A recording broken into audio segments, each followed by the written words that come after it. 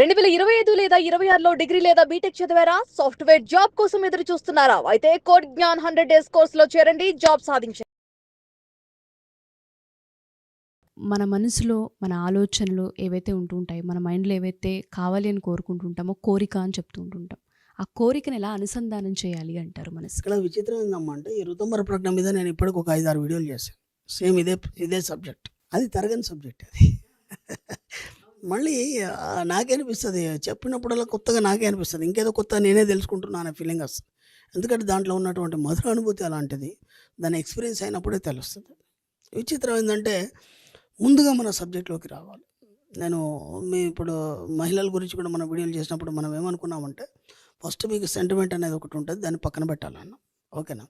తర్వాత ప్రేమ, ఆప్యాయత, జాలి, కరుణ, దయ మన సబ్జెక్ట్‌లో ఉండవన్నాను.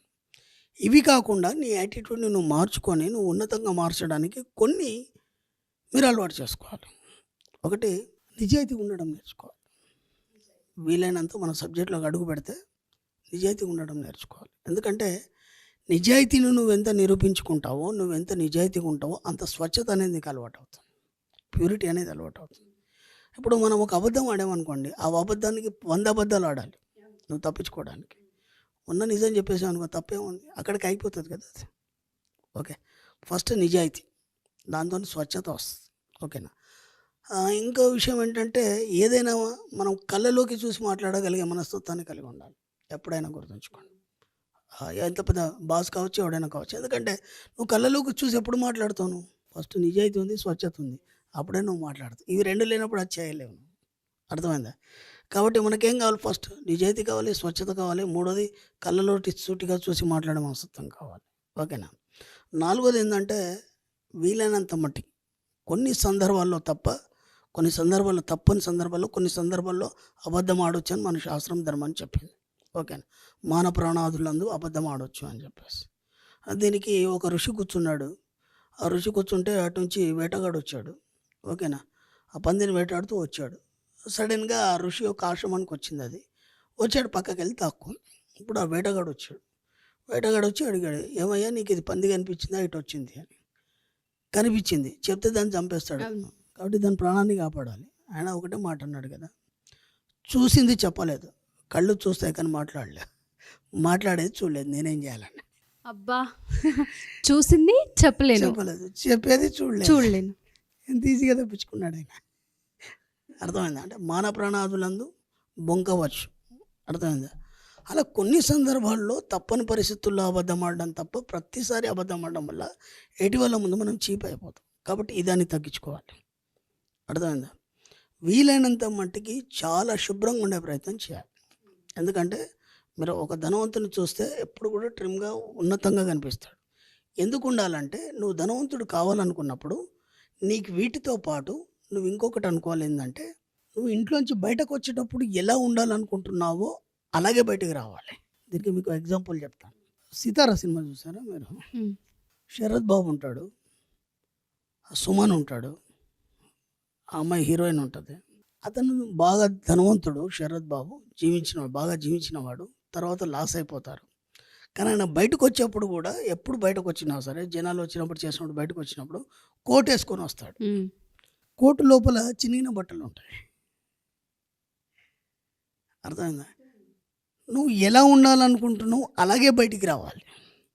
నువ్వు ధనవంతుడు అనుకున్నప్పుడు నీ యొక్క యాటిట్యూడ్ నువ్వు ఎలా ఉంటే బాగుంటుంది, బయటకు వస్తే అందరు నేను ఎలా అనుభవించుకుంటారో నువ్వు అలా మెల్లిమెల్లిగా బయటికి రావడం అనేది అలవాటు చేసుకోవాలి. అప్పుడు కదా అది నిజం చేస్తుంది విశ్వం అనేది. అర్థమైందా? సూక్ష్మం అర్థమైంది సార్. నేను షాక్లో ఉన్నాను అసలు. ఎస్, నువ్వు ఎలా బయటకు రావాలనుకున్నావు అలాగే రావాలి. నేను ఎలా చూడాలనుకుంటున్నారు జనాలు అలాగే నువ్వు బయటికి రావాలి.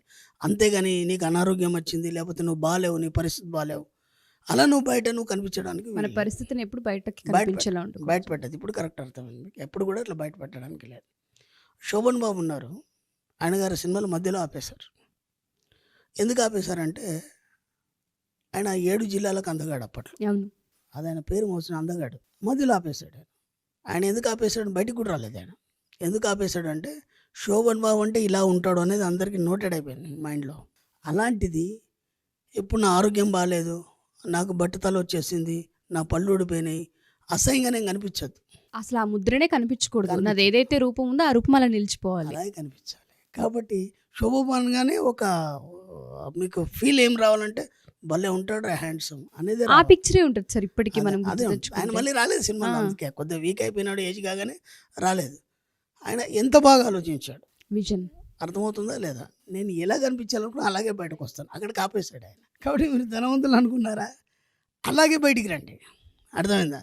నీ పరిస్థితులు ఎవరికి చెప్పకండి, నీ దుర్భర పరిస్థితులు కానీ ఆర్థిక పరిస్థితులు కానీ ఎవరికి చెప్పకండి, ఓకేనా?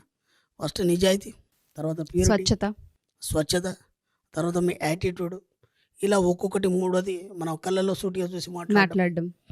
అలాగే అబద్ధాలు ఆడకపోవడం, వీలైనంత శుభ్రంగా ఉండడం. ఈ 5 కరెక్ట్ మెయింటైన్ చేయండి. డెఫినెట్గా సార్. ఈ 5 కనీసం ఒక 6 నెలలు మెయింటైన్ చేయండి. సూత్రాలు మన గుర్తుపెట్టుకో. సబ్జెక్ట్లో డబ్బు రావాలి, మనం ధనవంతులం కావాలి, ఒక ఉన్నత స్థాయికి వెళ్ళినప్పుడు ఈ 5 మెయింటైన్ చేయండి పర్ఫెక్ట్గా. ఖచ్చితంగా 6 నెలల్లో మీరు ఏదైతే కోరుకున్నారో, ఎలా బయటకు రావాలనుకున్నారో అలాగే పరిస్థితులు మీకు తయారైపోతాయి. డెఫినెట్గా సార్, డెఫినెట్గా. ప్రతి ఒక్క ఆడియన్ కూడా పెన్ను పేపర్ తీసి ఎపిసోడ్ మళ్ళీ బ్యాక్ పెట్టైనా సరే చెప్పిన ఈ 6 సూత్రాలు ఒక 10 సార్లు రాయండి, 6 నెలలు ఫాలో అవ్వండి. మళ్ళీ ఇదే ఎపిసోడ్ కింద మీ ఎక్స్పీరియన్స్ని మాకు కామెంట్ రూపంలో తెలియజేయండి.